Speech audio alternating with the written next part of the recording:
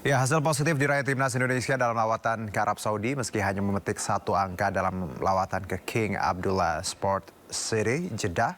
Hasil tersebut terasa membanggakan bagi tim Garuda. Pasalnya timnas Arab Saudi merupakan tim kuat di Asia dan langganan menembus Piala Dunia. Dan untuk membahas ini sudah bersama kami ada Bang Abdul Haris, pengamat sepak bola. Assalamualaikum, selamat sore Bang Abdul. Waalaikumsalam, Aduh. selamat sore Bang Juno. Iya, senang sekali ya kita lihat semalam hasilnya luar biasa. Imbang ini juga prestasi dan tadi disebutkan sebenarnya Arab Saudi kan tim yang kuat nih Bang Abdul Haris. Iya, Imbang pun ini suatu prestasi. Tanggapan Anda?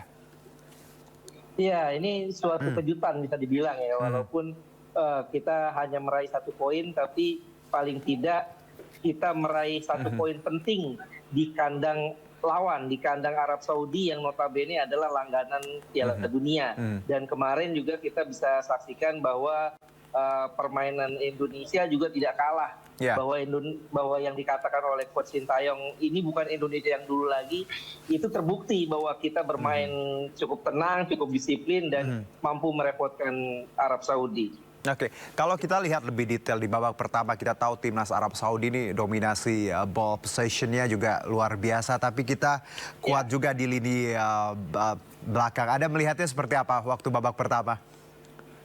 iya, babak pertama Hmm, sebetulnya Arab Saudi bisa dibilang frustasi ya, karena Oke. tidak bisa masuk ke dalam kotak penalti kita. Sulit sekali. Mhm. Dan memang mereka akhirnya di injury time dapat gol eh, di menit 45 plus 3. Tapi sepanjang pertandingan meskipun mereka menguasai ball position, mereka susah sekali untuk bisa masuk karena kedisiplinan permainan kita sangat baik sekali. Dan yang menarik kemarin adalah Coach Sintayong secara mengejutkan memainkan Calvin Verdong sebagai satu dari 3 center back di belakang ya. Ini cukup menarik. Dan hasilnya juga cukup positif dengan kecepatan Verdong, dia bisa menutup setiap pergerakan atau kecepatan para pemain Arab Saudi. Oke, kalau kita lihat juga bagaimana sebenarnya komposisi tim dan kita juga melihat bagaimana nama Martin Paes ini disebut-sebut debutnya performanya luar biasa walaupun ada sempat penalti namun akhirnya digagalkan. Anda melihat sosok Paes sendiri bagaimana Bang Abdul Haris? Iya, memang Hmm, kalau saya nilai ini Martin Paes hmm, bisa dikatakan sosok pembeda ya. Oke.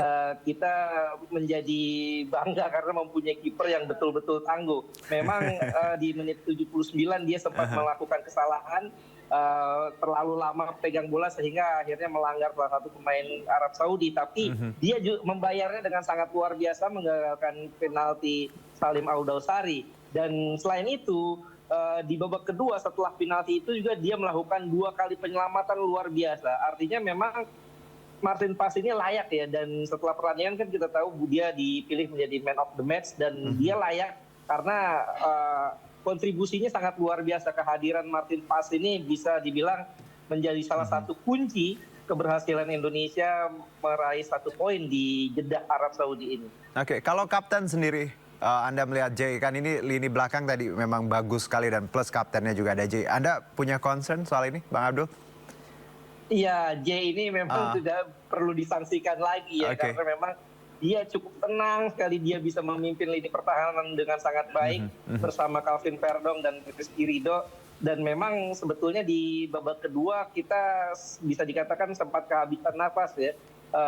Kondisi panasnya Arab Saudi ini membuat para pemain kelelahan di babak kedua sehingga banyak sekali peluang-peluang didapat oleh Arab Saudi. Tapi untungnya mhm, selain ada Martin Paes juga kita memiliki Ijes ya. mhm, Dia cukup tenang dalam mengantisipasi setiap serangan, dan juga pergantian pemain yang dilakukan oleh Coach Sintayong dengan menarik keluar Rizky Ridho yang sedang kelelahan dengan mhm. Ferrari, kemudian juga Sen Patinama dimasukkan. Ini menjadi sebuah nilai plus sehingga akhirnya 1 poin yang sudah di tangan ini berhasil dibawa pulang. Oke, Bang Abdul, kalau ada satu pelajaran yang bisa kita ambil dari match semalam, apa yang harus diperbaiki atau lebih dikuatkan lagi untuk selanjutnya? Stamina ya, ini stamina. Stamina Ya. terlihat sekali bahwa di babak kedua para pemain Indonesia habis sekali staminanya. Aha. Bagaimana Tom Hai kehabisan napas, kemudian juga Nathan kehabisan napas. Mhm. Sehingga kalau kita lihat mereka keletihan sekali. Rafael Strike juga sebetulnya kehabisan nafas, tapi sayangnya memang 5 pergantian sudah dilakukan oleh Coach Sintayong sehingga saat ada counter attack yang cepat ini Rafael Strike tidak bisa memaksimalkan dengan baik ya, karena memang nafasnya sudah, staminanya sudah habis di babak kedua ini. Tentu yang jadi PR besar buat Coach Sintayong karena waktunya kan tidak banyak. Kita akan menghadapi Australia di GBK nanti tanggal 10. hari Selasa 10 September nanti ya. Oke, nah Bang Abdul, kita tahu grup kita kan memang lumayan nih ya, grup C ini ya.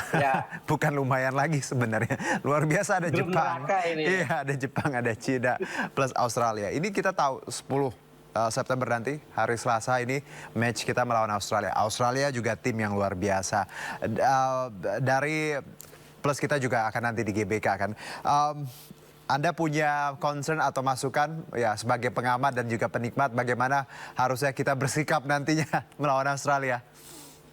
Australia di atas kertas memang rankingnya jauh di atas kita ya. Mereka 26 rankingnya, sementara kita 133. Tapi kita perlu ingat bahwa tim nasional Indonesia U23 saja bisa mengalahkan Australia di Piala Asia U23. Artinya, kenapa di level senior kita tidak bisa?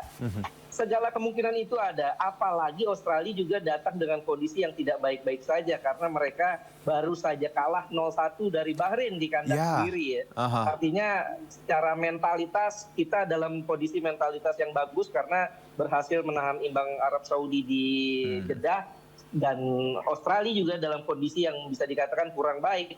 Mereka baru saja kalah di kandang sendiri dari Bahrain. Ini sebuah hal yang sangat positif. Kita mampu lah. Yang penting percaya dulu, fighting spirit dijaga dulu, kerja keras dulu, insya Allah apapun bisa terjadi di lapangan.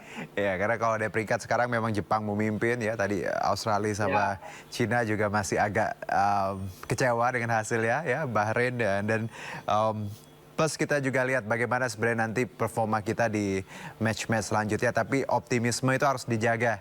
Ya Bang Abdul, nggak ada yang nggak mungkin lah ya. Oke, Bang Abdul Haris, terima kasih untuk perbincangan singkatnya. Luar biasa, kita tunggu reviewnya nanti Selasa atau Rabu nanti setelah match. Terima kasih Bang.